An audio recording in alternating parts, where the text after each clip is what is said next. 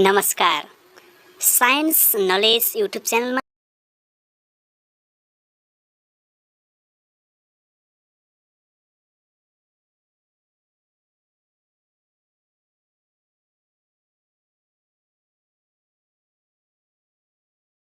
मेरो आज सदा दिन झैं मैले न्युटनको चाल सम्बन्धी नियम भन्ने टपिक लिएर उपस्थित भइसकेको छु र कक्षा 9 को पाठ 2 च्याप्टरमा रहेको बल भन्ने च्याप्टरमा रहेको यो न्युटनको चाल सम्बन्धी नियमको बारेमा पढ्नु पर्ने हुन्छ र प्रसिद्ध बेलायतका वैज्ञानिक सर आइज्याक न्युटनले 1687 मा न्युटनको चाल सम्बन्धी 3 वटा नियम प्रतिपादन गर्नु भएको छ र त्यही नियमको बारेमा आज तपाईहरुलाई बताउने छु र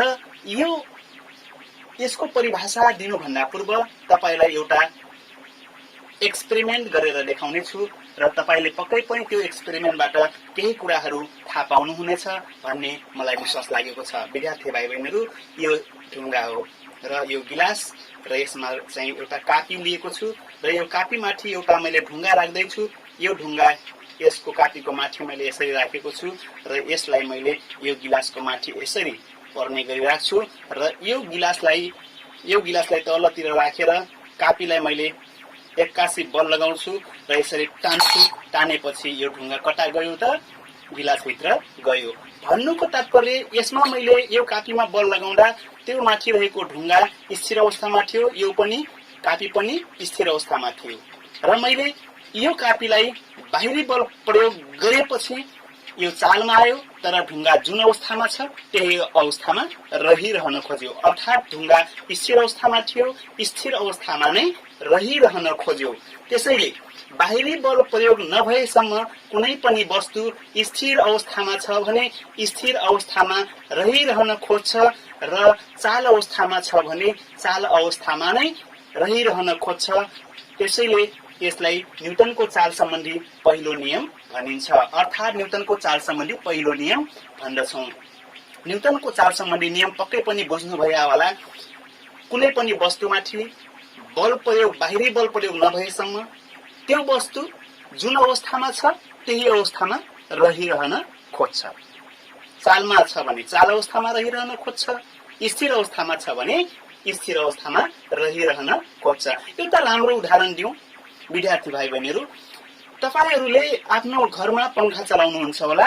त्यो पंखाको स्विच चल्दा चल्दै चलिरहेको हुन्छ, विद्युत शक्तिले पंखा चल्ने गर्दछ र चल्दा चल्दै 81 गएर तपाईको त्यो पंखाको स्विच बन्द गर्नुभयो भने त्यो पंखा पनि केही बेरसम्म घुमिरहन्छ। त्यो भनेको चालमा रहेको वस्तु चालै अवस्थामा रहिरहन खोजेको हो। जस्तै एउटा पनि राम्रो उदाहरण फेरि दिन चाहन्छु। कुनै दौड्ने मान्छे छ र त्यो धेरै स्पिडले धेरै वेगले दगुरिरहेको छ भने त्यसलाई स्टप भन्ने बित्तिकै ऊ पक्कै पनि रोक्न सक्दैन। चालमा थियो, चालै अवस्थामा रहिरहन खोज्छ, त्यसैले अगाडिसम्म गएर ऊ बिस्तारै स्थिर अवस्थामा आउँछ। यो रह्यो पहिलो नियम, न्युटनको चाल सम्बन्धी पहिलो नियम रहेको थियो। विद्यार्थी भाइ बहिनीहरु, क्रमिक रूपमा अब दोस्रो नियम आउने गर्दछ। न्युटनको चाल सम्बन्धी दोस्रो नियम यस प्रकार रहेका छन्। जस्तै तपाई ठूलो पिण्ड लिनुस् र एउटा सानो पिण्ड लिनुस्। कुन टाढा फाल्न सक्नुहुन्छ बराबर शक्ति लगाएपछि बराबर बल लगाउनुस् र कुन टाढा जान्छ होला। सानो ढुङ्गा अर्थात् ठूलो ढुङ्गा, अथवा धेरै पिण्ड भएको वस्तु टाढा जान्छ कि कम पिण्ड भएको वस्तु टाढा जान्छ। पक्कै पनि कम पिण्ड भएको वस्तु टाढासम्म जान्छ। यानी कि कुनै पनि वस्तुमा उत्पन्न हुने प्रवेग त्यसको पिण्डसँग के हुने रहेछ, व्युत्क्रमानुपातिक सम्बन्ध हुने रहेछ। यानी कि यो सानो ढुङ्गा र यो ठूलो ढुङ्गा, यो पनि ढुङ्गा हो र यो पनि ढुङ्गा हो। यसको पिण्ड कम छ, यसको पिण्ड बढी छ भने प्रवेग उत्पन्न गराउन खोज्दा यसमा बढी प्रवेग उत्पन्न हुन्छ भने यसमा कम प्रवेग उत्पन्न हुन्छ। त यसको सम्बन्ध के भयो त ठिक उल्टो भयो, बढीको कम र कमको बढी भयो। त पिण्ड र प्रवेग बीच कस्तो सम्बन्ध रह्यो त व्युत्क्रमानुपातिक सम्बन्ध रह्यो, उल्टो सम्बन्ध रहेको छ, जस कारणले गर्दा हामीहरूले बढी पिण्ड भयो भने त्यसमा प्रवेग उत्पन्न गराउन कठिन हुन्छ, कम प्रवेग उत्पन्न हुन्छ भने पिण्ड कम भयो भने प्रवेग चाहिँ बढी उत्पन्न हुने रहेछ। विद्यार्थी भाइ बहिनीहरू, अब तपाईहरूलाई मैले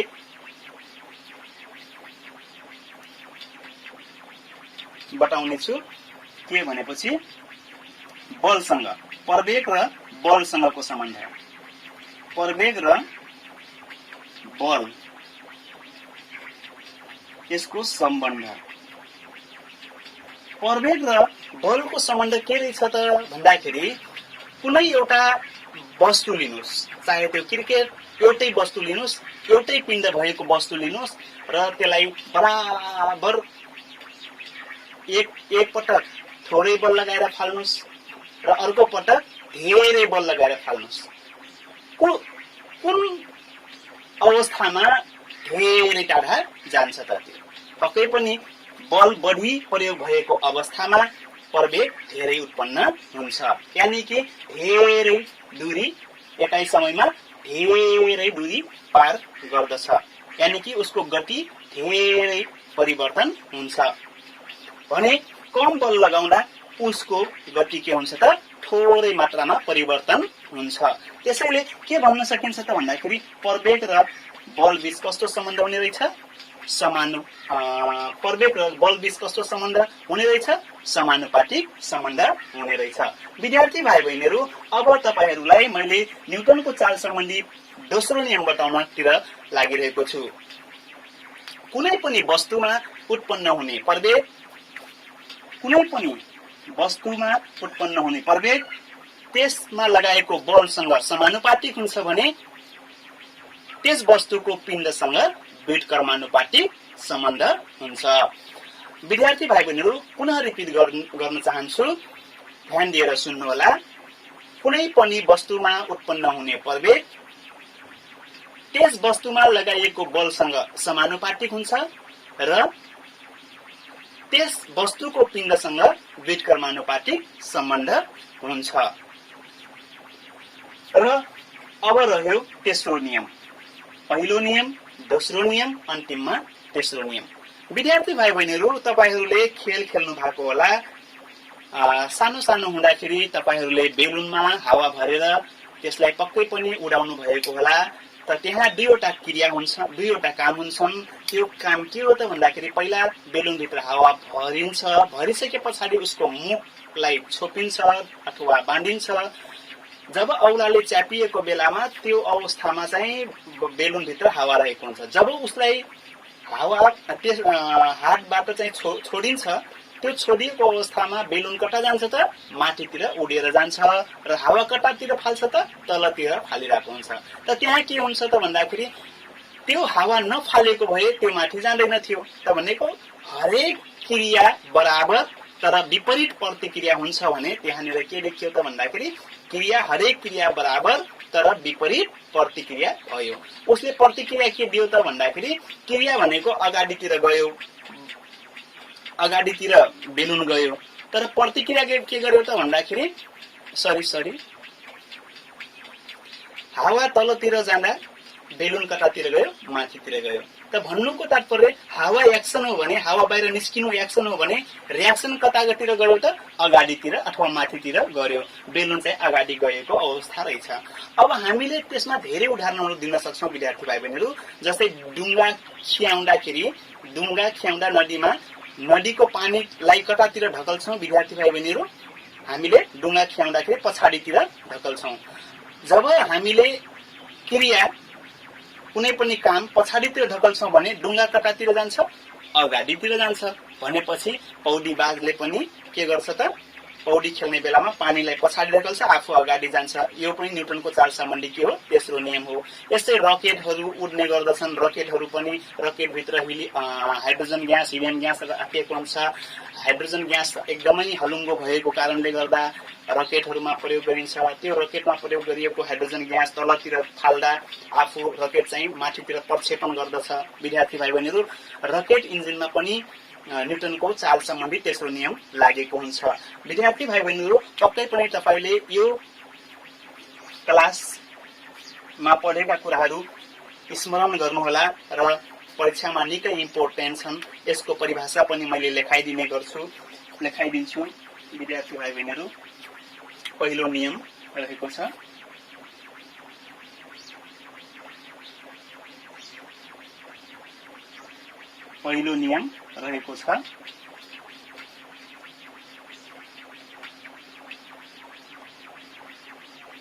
कुनै पनि वस्तुमाथि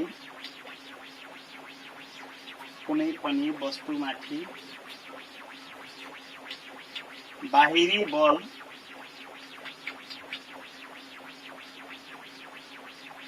नलगाएसम्म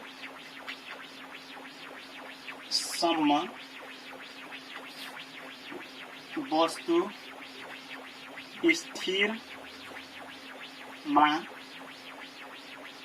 छ भने स्थिरमा नै रहन्छ, तर चालमा रहेको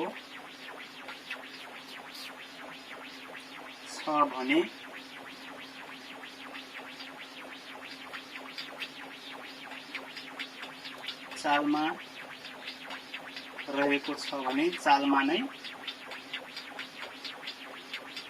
रहन खोज्छ। यो पहिलो नियम रहेको छ विद्यार्थी भाइ बहिनीहरू। र यसै गरिकन दोस्रो नियम रहेको छ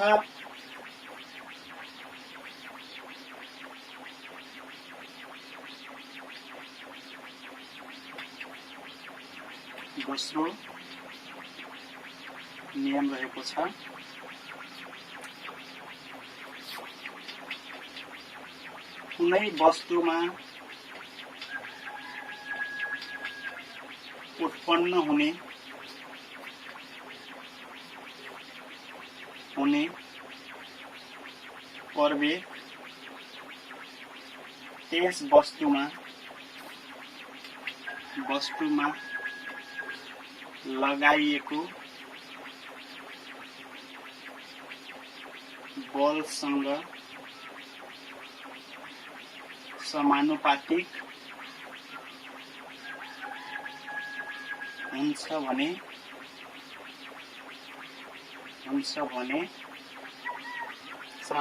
हुन्छ भने त्यस वस्तुको पिण्डसँग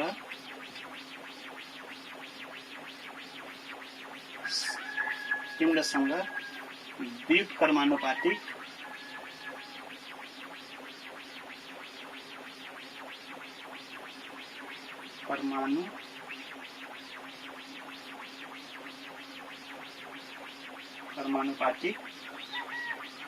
हुन्छ।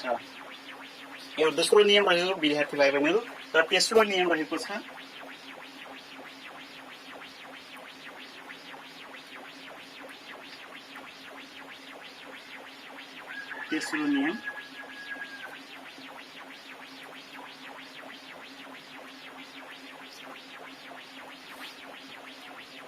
हरेक क्रियामा बराबर तर विपरीत प्रतिक्रिया